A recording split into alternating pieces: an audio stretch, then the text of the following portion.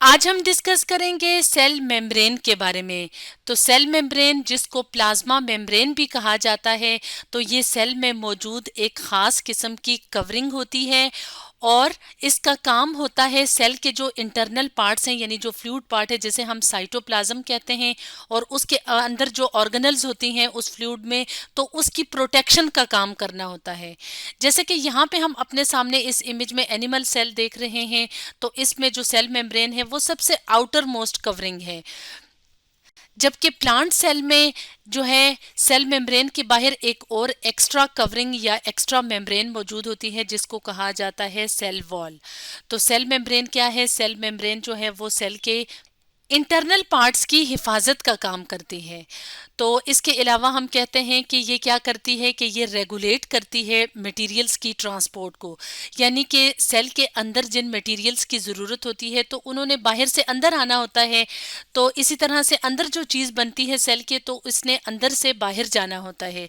तो इस तरह से मटेरियल्स की जो ट्रांसपोर्ट है, तो इसको कंट्रोल करने का काम या इसको रेगुलेट करने का काम सेल मेम्ब्रेन करती है।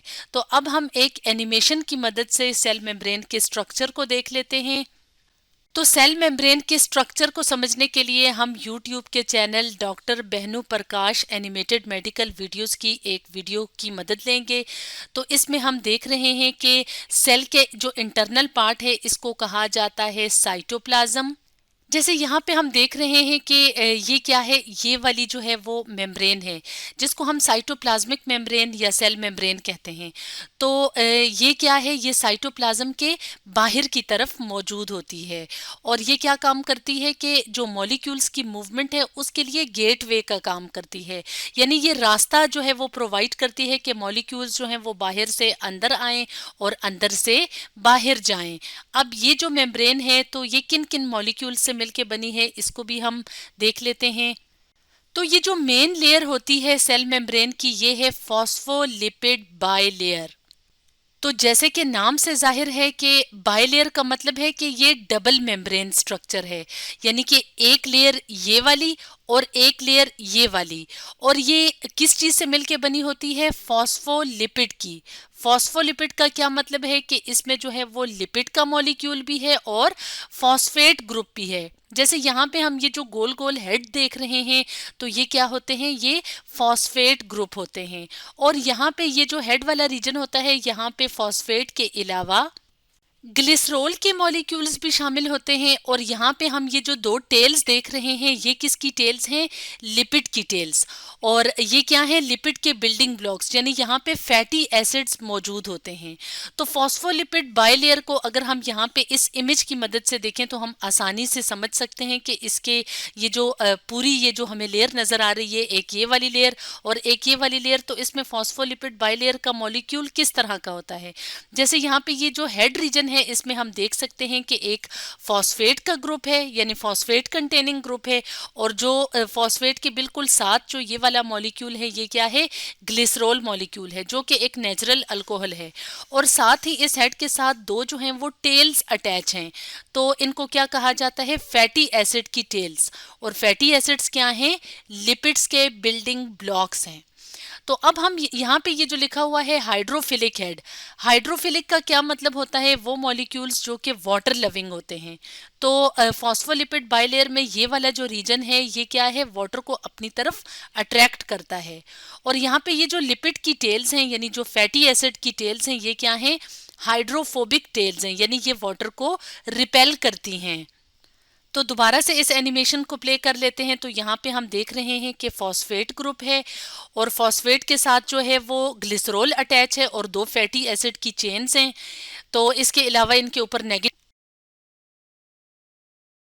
तो फॉस्फेट ग्रुप के ऊपर नेगेटिव चार्ज होता है, इसलिए जो ओवरऑल चार्ज होता है फॉस्फोलिपिड बाइलेयर का, तो वो नेगेटिव होता है। इसके अलावा जो फॉस्फेट ग्रुप है, यानी जो फॉस्फेट है, वो क्या है? हाइड्रोफिलिक है। और जो टेल्स हैं, यानी जो फैटी एसिड की टेल्स हैं, वो हाइड्रोफोबिक हैं। तो अब हम दोबारा से इस एनिमेशन को प्ले करते हैं और देखते हैं कि किस तरह से मॉलिक्यूल्स जो हैं यहाँ से गुजरते हैं। और साथ ही साथ हम देखेंगे कि फॉस्फोलिपिड बाइलेयर के अलावा और कौन कौन सी चीज़ें सेल मेम्ब्रेन में शामिल होती हैं। तो जैसे यहाँ पे हम देख रहे हैं कि जैसे ऑक्सीजन है वो आराम से फॉस्फोलिपिड बाइलेयर से गुजर रही है। इसके अलावा कुछ मॉलिक्यूल्स हम देख रहे हैं कि वो क्या कर रहे हैं, बाउंस बैक हो रहे हैं, यानी कि अंदर यहाँ से जो है वो गुजर नहीं सकते। थोड़ा सा इस एनिमेशन को हमने दोबारा से रिवर्स किया तो हमने देखा कि ये जो मॉलिक्यूल्स थे, ये जो ब्लू कलर के डॉट्स हैं, तो ये इस लिपिड बाइलेयर से नहीं गुजर सकते। तो इसलिए यहाँ पे इस लिपिड बाइलेयर में कुछ खास किस्म की प्रोटीन्स होती हैं जिनको इंटेग्रल प्रोटीन्स कहा जाता है। तो जो बड़े मॉलिक्यूल्स होते हैं वो फिर इन प्रोटीन्स के अंदर से गुजरते हैं, और इन ये जो मॉलिक्यूल्स होते हैं जैसे हम यहाँ पे देख रहे हैं कि अब ये यहाँ पे तो बाउंस हो रहे हैं लेकिन इन इंटेग्रल प्रोटीन्स के अंदर से ये गुजर सकते हैं। इसके अलावा यहाँ पे एक और बात का जानना ज़रूरी है, और वो ये है कि हम कहते हैं कि जो सेल मेम्ब्रेन होती है वो सेलेक्टिवली परमिएबल मेम्ब्रेन होती है, यानी ये कुछ मॉलिक्यूल्स को अपने अंदर से गुजरने देती है जबकि कुछ मॉलिक्यूल्स को ये अपने अंदर से गुजरने नहीं देती। यानी जिन मॉलिक्यूल्स की सेल को ज़रूरत होती है वो मॉलिक्यूल्स जो हैं वो या इस जगह से या इन प्रोटीन्स की मदद से जो है वो सेल के अंदर आते हैं। बाकी के मॉलिक्यूल्स जो हैं, यानी हर तरह के मॉलिक्यूल्स, ऐसा नहीं कि वो जो है वो सेल मेम्ब्रेन को क्रॉस करके अंदर आ जाएं, इसलिए हम कहते हैं कि ये सिलेक्टिवली परमिएबल मेम्ब्रेन है। इसका मतलब ये है कि फॉस्फोलिपिड बाइलेयर के अलावा यहाँ पे इंटेग्रल प्रोटीन्स भी मौजूद हैं और उसके अलावा कुछ और प्रोटीन्स भी मौजूद होती हैं। तो इस एनिमेशन को दोबारा प्ले कर लेते हैं और यहाँ पे देखते हैं कि और कौन कौन सी प्रोटीन्स मौजूद होती हैं। तो इंटेग्रल प्रोटीन्स तो बिल्कुल अंदर धसी हुई होती हैं फॉस्फोलिपिड बाइलेयर के अंदर, जबकि जो पेरिफेरल प्रोटीन्स हैं वो या तो इस बाइलेयर में से या इस एक लेयर के साथ जो हैं वो अटैच होंगी सरफेस के साथ या इस सरफेस के साथ, और कुछ प्रोटीन्स जो हैं जो पेरिफेरल प्रोटीन्स हैं उनके साथ खास कार्बोहाइड्रेट्स जिनको पॉलीसेकेराइड्स कहा जाता है वो भी अटैच होते हैं। तो इस तरह से हमने यहाँ पे देखा कि फॉस्फोलिपिड बाइलेयर के अलावा यहाँ पे पेरिफेरल प्रोटीन्स भी हैं, इसके अलावा जो है वो कार्बोहाइड्रेट्स भी हैं, इंटेग्रल प्रोटीन्स भी हैं, और इसके अलावा कुछ जो है वो कोलेस्ट्रॉल के मॉलिक्यूल्स भी सेल मेम्ब्रेन में मौजूद होते हैं। जैसे यहाँ पे इस इमेज में हम देखें तो यहाँ पे जो है वो प्लाज्मा मेम्ब्रेन है, उसमें जो है वो फॉस्फोलिपिड बाइलेयर देख रहे हैं, और फॉस्फोलिपिड बाइलेयर में ही कुछ ये जो रेड कलर के जो है वो मॉलिक्यूल्स हैं, ये क्या हैं, कोलेस्ट्रॉल के मॉलिक्यूल्स हैं जो कि प्लाज्मा मेम्ब्रेन का पार्ट होते हैं। और कोलेस्ट्रॉल भी क्या है, फैटी सब्सटेंसेस होते हैं। तो यहाँ तक तो हमने देखा कि सेल मेम्ब्रेन के कौन कौन से जो हैं वो कंपोनेंट्स होते हैं, यानी सेल मेम्ब्रेन किन किन चीज़ों से मिलके बनी होती है। तो सेल मेम्ब्रेन का जो स्ट्रक्चर होता है, यानी ये जो मॉलिक्यूल्स हैं ये किस तरह से सेल मेम्ब्रेन में अरेंज होते हैं या सेल मेम्ब्रेन का क्या स्ट्रक्चर होता है, इसके लिए मुख्तलिफ थेरीज पेश की गई, लेकिन जो सबसे ज़्यादा मानी जाती है थेरी उसका नाम है फ्लूइड मोज़ेक मॉडल। तो फ्लूइड मोज़ेक मॉडल को हम यूट्यूब की एक channel fuse school global education की एक वीडियो की मदद से समझेंगे। तो इसको हम थोड़ा जूम कर लेते हैं। तो इस मॉडल के मुताबिक जो प्लाज्मा मेम्ब्रेन या सेल मेम्ब्रेन होती है तो वो कुछ इस तरह से जो है वो नज़र आती है, यानी अगर साइड से देखें तो उसका साइड व्यू ये होगा, और अगर टॉप से देखें यानी ऊपर से देखें तो उसका व्यू ये होगा। अब यहाँ पे अगर हम देखें तो ये वाली जो डबल लेयर है ये किसकी है, फॉस्फोलिपिड की लेयर है, और इसको हम कहते हैं फॉस्फोलिपिड बाइलेयर। और इसके अंदर जो है वो मुख्तलिफ किस्म की प्रोटीन्स, इसके अलावा कोलेस्ट्रॉल, इसके अलावा कार्बोहाइड्रेट्स जो हैं वो क्या होते हैं, वो मौजूद होते हैं।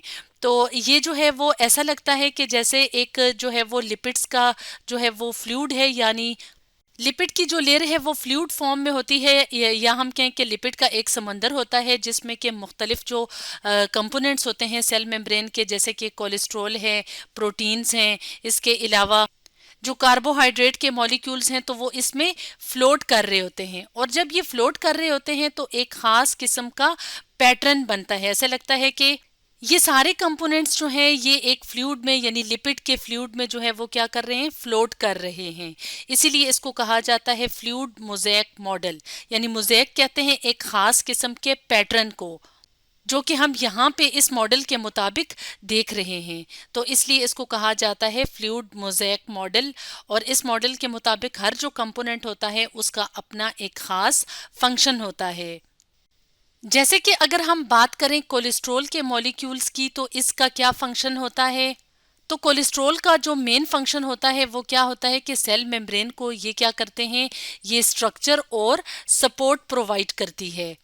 इसके अलावा जो मुख्तलिफ प्रोटीन्स होती हैं, जैसे हम यहाँ पे देख रहे हैं मुख्तलिफ प्रोटीन्स, जैसे इंटेग्रल प्रोटीन्स हैं, पेरिफेरल प्रोटीन्स हैं, ग्लाइकोप्रोटीन्स हैं, तो इनके भी अपने अपने अलग अलग फंक्शंस होते हैं। जैसे इंटेग्रल प्रोटीन्स की बात करें तो इनका फंक्शन होता है मूवमेंट ऑफ मॉलिक्यूल्स में, यानी जो बड़े बड़े मॉलिक्यूल्स जो फॉस्फोलिपिड बाइलेयर से नहीं गुजर सकते, तो वो जो है वो इन इंटेग्रल प्रोटीन्स के साथ अटैच होकर सेल के अंदर जो है वो ट्रांसपोर्ट हो जाते हैं, यानी इनकी मूवमेंट में मदद होती है।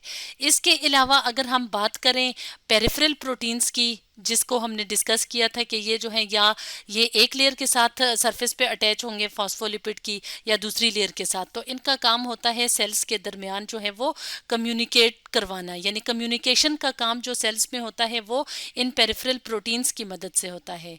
और अगर हम बात करें ग्लाइकोप्रोटीन्स की, तो ग्लाइकोप्रोटीन्स कौन से वाले मॉलिक्यूल्स होते हैं जिसमें के जो है वो प्रोटीन के साथ जो है वो पॉलीसेकेराइड यानी कार्बोहाइड्रेट अटैच होती हैं।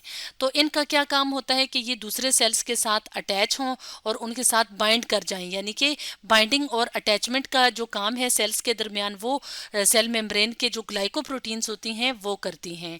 तो इस तरह से फ्लूइड मोज़ेक मॉडल में के मुताबिक जो है हमने देखा कि किस तरह से हर जो कंपोनेंट होता है उसका अपना अपना अलग फंक्शन होता है।